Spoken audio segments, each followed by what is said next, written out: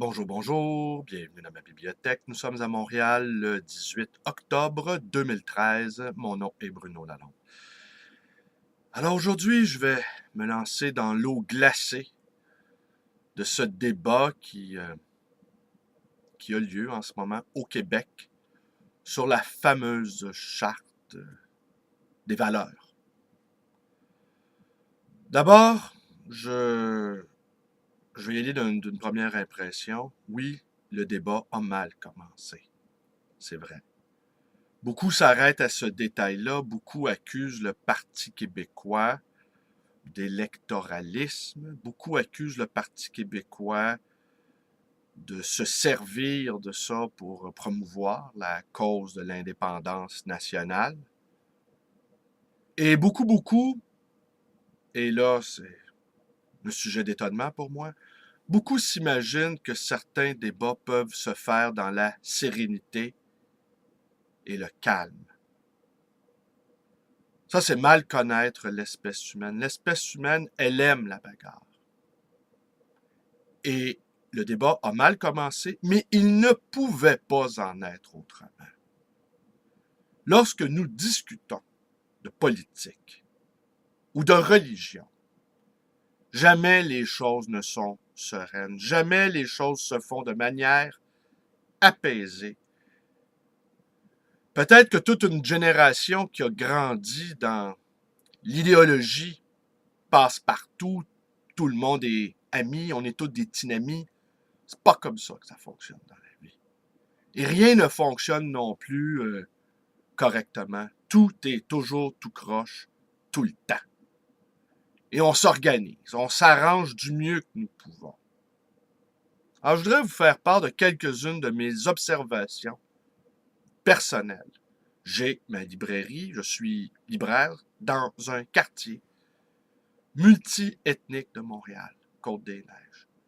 J'ai à côtoyer, par le voisinage, ou encore par certains de mes clients, beaucoup de musulmans.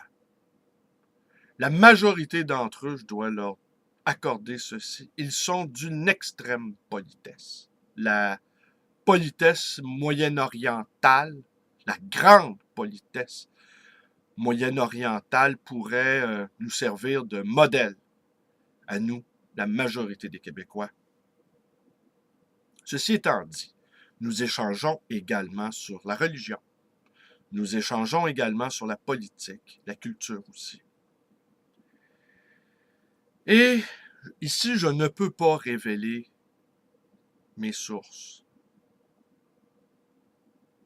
Mais l'un des jeunes hommes qui a été arrêté il y a environ 1 mois et demi ou 2, qui avait l'intention de faire sauter un train du Canadien Pacifique, eh bien, fréquentait les cafés à côté de ma librairie. Et il existe à Côte-des-Neiges un terreau propice au terrorisme.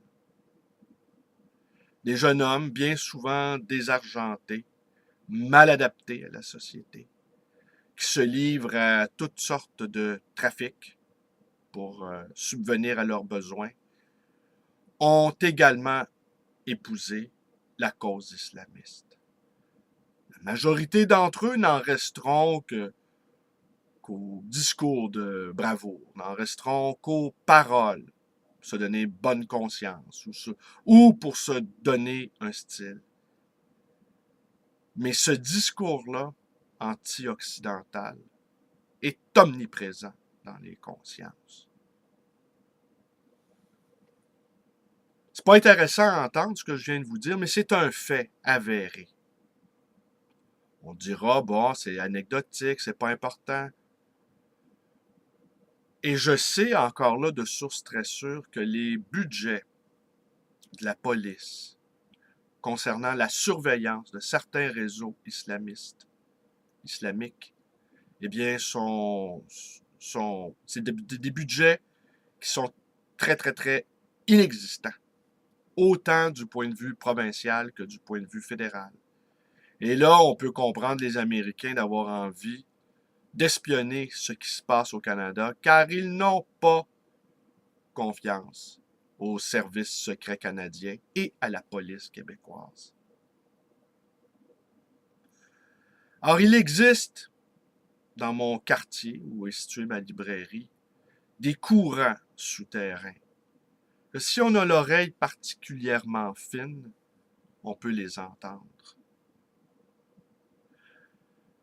Revenons-en à cette affaire-là de la charte. Vous ne voyez donc pas que la religion est partout, tout le temps. Et qu'on nous apprenait à l'école, ou à l'armée, ou dans un club, ou dans une équipe sportive, deux sujets qu'on n'aborde jamais. La politique et la religion. Alors, si la religion revient de tous bords, tous côtés, eh bien, il est souhaitable qu'il y ait un espace public où la politique et la religion soient absents. Complètement absents. Un espace où on dit time out, la religion. Où avant d'être des croyants, on est des citoyens. Où avant d'être des religieux, on est des fonctionnaires. Cet espace-là de neutralité, eh bien, on ne peut l'observer que dans les structures bureaucratiques de l'État. Nous sommes en droit de ne vouloir rien savoir de l'orientation politique, religieuse ou sexuelle des gens qui sont là à notre service. Nous sommes en droit d'exiger qu'il y ait dans notre société un espace où ces questions-là d'identité religieuse, d'identité culturelle ou d'identité sexuelle même soient exempts. Nous avons le droit à l'indifférence. L'indifférence de ces questions-là. Eh bien, cette indifférence-là nous est refusée. Nous sommes pris maintenant dans un débat sans fin, et j'entends également beaucoup anti-charte qui disent que ça ne servira pas la cause des femmes qui ne seront pas intégrées. Encore là, je vais vous livrer une petite observation personnelle. Je prends les transports en commun. Je vis dans le centre-ville de Montréal. Et je vois beaucoup de femmes voilées, accompagnées de leurs maris, qui, eux, ne portent aucun signe ostentatoire. Bien souvent, ils portent des vêtements griffés, Nike, des casquettes des Yankees de New York, et on voit de leur poche arrière leur portable. Eux n'affichent absolument aucun signe religieux, de quelque appartenance que ce soit. Leurs femmes, oui. Je trouve ça un peu étonnant. Ça me gêne aussi. Alors, je ne sais si eux se croient affranchis d'afficher leur foi ou ils délèguent leurs femmes pour ce faire. Mais dans les deux cas, c'est un petit peu gênant.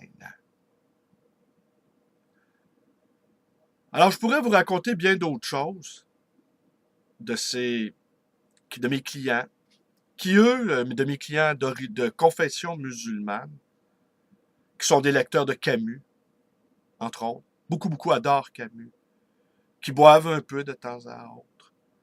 De la difficulté qu'ils ont à s'affranchir de leur propre religion. Des pressions que certains membres de leur communauté leur mettent, c'est inouï. Et ils sont excédés, pour beaucoup d'entre eux, d'avoir sans arrêt à se justifier. Ils sont accusés de trahison, ils sont accusés d'être de mauvais patriotes.